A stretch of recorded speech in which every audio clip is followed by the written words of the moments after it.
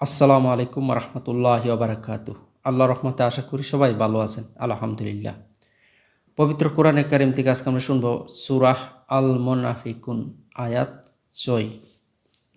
আল্লাহ তাআলা বলেছেন, তুমি তাদের জন্য ক্ষমা প্রার্থনা করো অথবা না করো, উভয় তাদের জন্য সমান। আল্লাহ তাদেরকে কখনো ক্ষমা করবেন না। আল্লাহ মিথ্যাচারী পাপাচারী সম্পাদকে সৎ পথে পরিচালনা করবেন না, কখনোই না। কারণ যারা মিথ্যাবাদী, যারা মুনাফিক, যারা পাপীচারী এবং যারা পাপ করতে করতে নিজের উপর অটুট রয়েছে, কিন্তু তারা কখনো দিন স্বীকার করে না, আল্লাহর রাসূলকে তারা স্বীকার করে না, এমনকি আল্লাহ তাআলার যে পবিত্র কিতাব রয়েছে তার কোনো অনুসরণ করে না।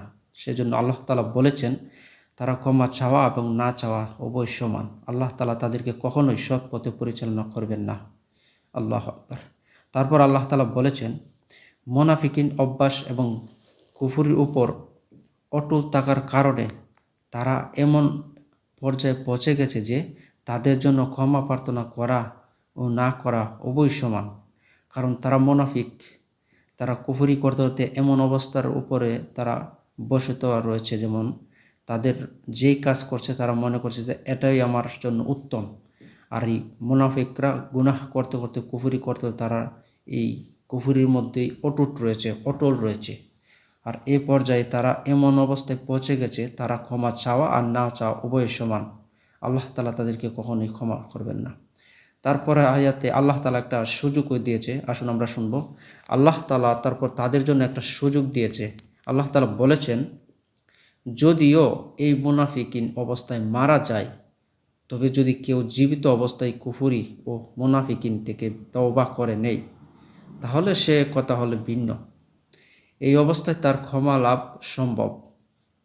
আল্লাহ তাআলা এজন্য তাদেরকে একটা সুযোগও দিয়েছে। যদি তারা ইসলাম মানে এমনকি দিনের পথ চলে, আল্লাহ তাআলার মুহাম্মদ সাল্লাল্লাহু আলাইহি সাল্লাম যদি প্রেরিত রাসূল হিসাবে তারা মেনে নেয়, এমনকি দিন হিসাবে তারা ইসলাম গ্রহণ করে, তবে তারা আবার যদি কুফরি থেকে ফিরে আসে, তখন আল্লাহ তাআলা তাদেরকে একটা সুযোগ দেওয়া হয়েছে।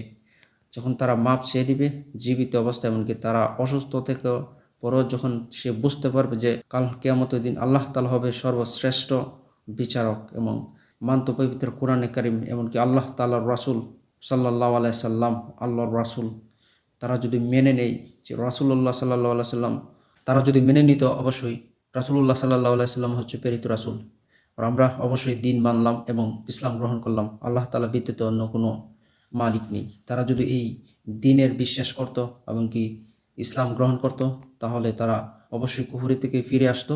তখন আল্লাহ তাআলা তাদেরকে একটা সুযোগ দেওয়া হয়েছে, যদিও সে এসে অবস্থায় ক্ষমা প্রার্থনা করত, তখন এখানে তার একটা সুযোগ রয়েছে, তার ক্ষমা লাভ সম্ভাবনা রয়েছে। আল্লাহ তাআলা তখন তাদেরকে ক্ষমা করে দিতে পারেন। আল্লাহ তাআলা এখানে শেষ পর্যন্ত এই কথাটা তখন আল্লাহ তাআলা তাদের জন্য একটা সুযোগও দিয়েছে। যদি এই মুনাফিক অবস্থায় তারা মারা যায়, তবে সে যদি জীবিত অবস্থায় কুফরি মুনাফিক থেকে তওবা করে নেয়, তাহলে সে কথা ভিন্ন। তওবা করে যদি আবার ফিরে আসে দিনের পথে, আর যদি মানে আল্লাহর রাসূল, আল্লাহর প্রেরিত রাসূল প্রিয় নবী সাল্লাল্লাহু আলাইহি সাল্লাম, তখন সে অবশ্যই এখানে তার ক্ষমা পাওয়ার সম্ভাবনা রয়েছে। অবশ্যই সে পর্যন্ত ভালো থাকবেন, সুস্থ থাকবেন, আর দিনের পথেই থাকুন, ইসলামের সাথেই থাকুন।